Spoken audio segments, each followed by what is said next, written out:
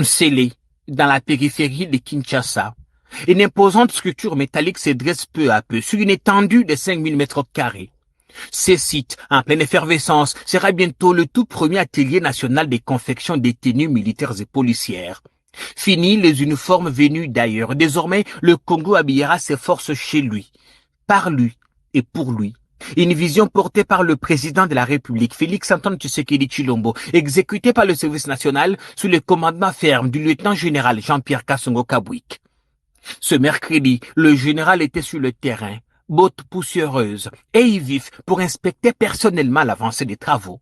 Et pour cause, l'atelier doit être prêt avant le 31 décembre et pas un jour de plus. Au plus tard décembre. Les premières tenues sortiront d'ici. Tout est déjà ici au pays. Tout. Même les machines. Tout. Les machines vont travailler ici. Vrai ou faux? Nous attendons que le mois prochain, on amène des bâtisseurs. Nous avons quand même des défis, il nous faut de moyens parce que il faut construire quelque part les cantonnements. Il faut tout un bataillon, il faut plus ou moins 850 bâtisseurs qui vont commencer à travailler ici chaque jour.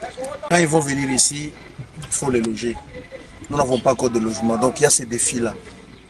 Ça demande de l'argent. Il faut construire pour les héberger. Comme ça, chaque jour, ils travaillent ici. Et chaque jour, ils commenceront à produire 2000 tenues. 2000. Tous les 2 jours, vous avez des tenues pour équiper une brigade.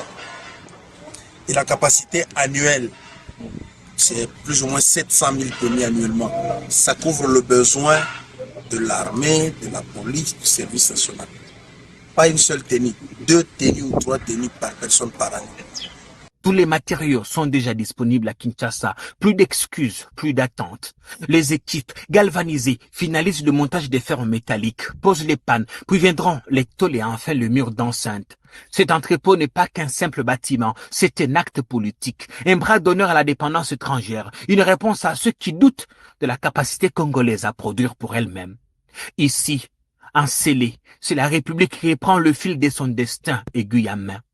Ce projet n'est pas qu'une infrastructure, c'est une déclaration. Il affirme que la RDC choisit de produire ce qu'elle consomme, de défendre ce qu'elle incarne et de bâtir par ses propres mains les fondations d'un avenir où la souveraineté ne sera plus un simple slogan, mais une réalité tangible.